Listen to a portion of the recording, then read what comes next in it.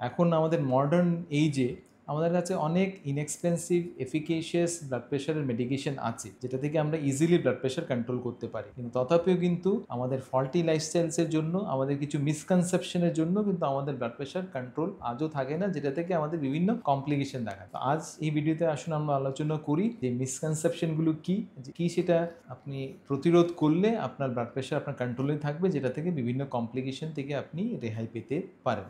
Blood প্রেশারের common myth অনেক আছে, তার মধ্যে আরেকটা কমন মিথ বা মিসকনসেপশন আছে, সেটা হচ্ছে আমার ব্লাড প্রেশার সবসময় বেশি আসছে, আমি যদিও ব্লাড প্রেশারের মেডিকেশন নিচ্ছি, সেটার পেছনে কারণ কি? তো ব্লাড প্রেশারের মেডিসিন আমি সবসময় নিচ্ছি, কিন্তু ব্লাড প্রেশার বেশি আসছে, সেটার পেছনে অনেক কারণ থাকতে পারে। প্রধান কয়েকটি কারণ হচ্ছে আপনি যে ব্লাড প্রেশার নিচ্ছেন সেটা সঠিকভাবে নিচ্ছেন না। অনেকেই আছে আমরা ব্লাড প্রেশার সঠিকভাবে নিচ্ছি না, হয়তো বা আমাদের বলা হয়েছে 3টে ব্লাড প্রেশারের মেডিসিন আপনি নিন, কারণ আপনার ব্লাড প্রেশার অনেক বেশি আছে, আপনার 3টে ব্লাড প্রেশার মেডিসিন নিতে হবে। কিন্তু আমরা ভাবছি 3টে মেডিসিন আমি কেন নেবো, আমি দুটোই নেবো বা আমি একটাই নিচ্ছি। অনেক ক্ষেত্রে মেডিসিন আমরা স্কিপ করছি। তো সেটার জন্য ইরেগুলার ব্লাড প্রেশার মেডিকেশন নেওয়ার জন্য কিন্তু অনেক ক্ষেত্রেই ব্লাড প্রেশার আমাদের কন্ট্রোল থাকে না। তো আমাদের দেখতে হবে আমাদের যে মেডিসিন দেওয়া হয়েছে, ব্লাড প্রেশার মেডিসিন দেওয়া হয়েছে, সেটা আমরা সঠিকভাবে রেগুলার নিয়মিত আমরা নিচ্ছি কিনা। সেকেন্ড হচ্ছে লাইফস্টাইল। আমাদের অনেক ফল্টি লাইফস্টাইল আছে, যেমন আমাদের স্ট্রেস লেভেল বেশি, আমাদের লাইফস্টাইল ঠিক না, আমাদের সল্টি ফুডের পরিমাণ আমরা বেশি নিচ্ছি,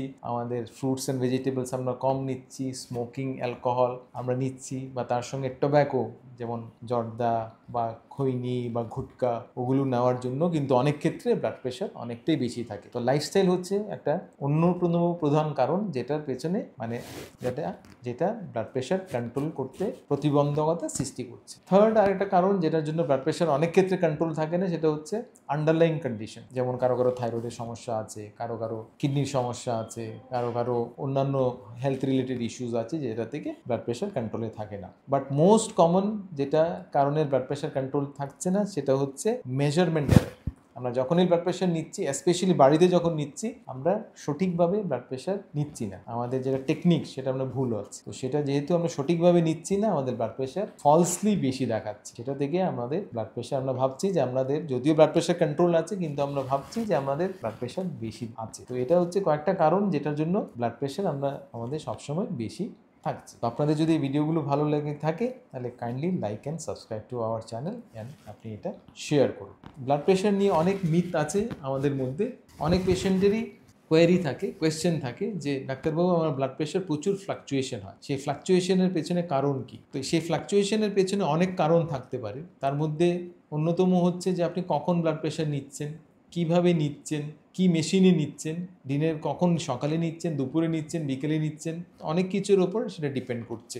তো তার মধ্যে যদি আপনি ব্লাড প্রেশার নিচ্ছেন, সাপোজ আপনি এক্সারসাইজ করে এলেন, তারপর সঙ্গে সঙ্গে আপনি ব্লাড প্রেশার নিচ্ছেন, বা আপনার কোনো ইমোশনাল কোনো কারোর সঙ্গে ঝগড়াঝাটি হলো, আপনার স্ট্রেস অ্যাংজাইটি আছে, ইমিডিয়েটলি আপনি কিছুক্ষণের মধ্যে ব্লাড প্রেশার নিলেন, আপনার কিন্তু ব্লাড প্রেশার বেশি দেখাবে, অনেকটাই বেশি দেখাবে। 1 ঘন্টা আপনি রেস্ট করলেন, ঘন্টাখানেক রেস্ট করার পর তখন যদি আপনি আপনার ব্লাড প্রেশার নিচ্ছেন, তখন কিন্তু দেখাবে ব্লাড প্রেশার আপনার অলমোস্ট নর্মাল। 1 ঘন্টা আগে আপনার ব্লাড প্রেশার হয়তো বা ছিল 150, এখন দেখাবে আপনার ব্লাড প্রেশার 110। আপনি ভাববেন আমার এত কেন ব্লাড প্রেশার ফ্লাকচুয়েশন হচ্ছে? আসলে এটা ফ্লাকচুয়েশন না, এটা নর্মাল। কারণ আপনি যখন ব্লাড প্রেশারটা নিয়েছিলেন, তখন আপনার ব্লাড প্রেশারটা ফলসলি এলিভেটেড দেখিয়েছে, কারণ আপনার তখন স্ট্রেস ছিল, আপনার অ্যাংজাইটি ছিল, আপনার অ্যাডিকুয়েট রেস্ট ছিল না। তো তার জন্য এটা ফলসলি এলিভেটেড দেখিয়েছে। আর যখন আপনি 1 ঘন্টা রেস্ট করার পর আপনি ব্লাড প্রেশারটা দেখলেন, তখন আপনার বেস লাইনে চলে এসেছে, আপনার হার্ট রেট স্টেবিলাইজ হয়ে গেছে, আপনার অ্যাংজাইটি যেটা ছিল সেটা কমে গেছে, তার জন্য আপনার ব্লাড প্রেশার এখন নর্মাল দেখাচ্ছে। তো সেটাই আপনি ভাবছেন যে এটা ফ্লাকচুয়েশন, আসলে কিন্তু আদতে সেটা ফ্লাকচুয়েশন না, সেটা হচ্ছে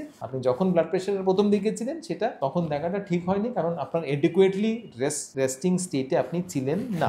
তো ব্লাড প্রেশার দেখতে গেলে আপনাকে এডিকুয়েটলি রেস্টিং স্টেটে থাকতে হবে, আপনার স্ট্রেস অ্যাংজাইটি যতটুকু সম্ভব কম থাকতে হবে, রেস্ট করার পর তখনই গিয়ে আপনি ব্লাড প্রেশার দেখুন। Second, medication. অনেক ক্ষেত্রে যেটা আমরা ডিসকাস করেছি আগে, মেডিকেশন অনেকেই আমরা রেগুলার নিই না, আমরা ইরেগুলার ব্লাড প্রেশার মেডিকেশন নিই, সেটা থেকেও ব্লাড প্রেশার ফ্ল্যাকচুয়েশন থাকতে পারে। তেমনই কিছু লাইফস্টাইল চেঞ্জেস, যেমন স্মোকিং, ড্রিঙ্কিং, গুটকা, খৈনি বা জর্দা যেগুলোতে টোব্যাকো আছে, এগুলো নেওয়ার পরও যদি আপনি ব্লাড প্রেশার দেখছেন, আপনার ব্লাড প্রেশার এলিভেটেড দেখাবে। সাপোজ আপনি স্মোক করে এলেন, স্মোকিং করার পর ইমিডিয়েটলি আপনার ব্লাড প্রেশার নিচ্ছেন, ব্লাড প্রেশার আপনার বেশি দেখাবে। 2 ঘন্টা 3 ঘন্টা 4 ঘন্টা পর যখন আপনি ব্লাড প্রেশার নিলেন আবার, ব্লাড প্রেশার আপনার তখন নর্মাল দেখাবে, কারণ আপনার স্মোকিংয়ের যেটা টোব্যাকো এফেক্ট সেটা অলরেডি তখন আর থাকবে না। তো তার জন্য যখনই আপনি ব্লাড প্রেশার নেবেন, আপনার এই স্মোকিং, ড্রিঙ্কিং, আপনার এই টোব্যাকো ইউজ, ওগুলো অ্যাভয়েড করতে হবে, এলিমিনেট করতে হবে। তাহলে আপনি একটা রেগুলারাইজ ব্লাড প্রেশার চার্টিং করতে পারেন। আরেকটা যেটা ইম্পর্টেন্ট কারণ ফ্লাকচুয়েশনের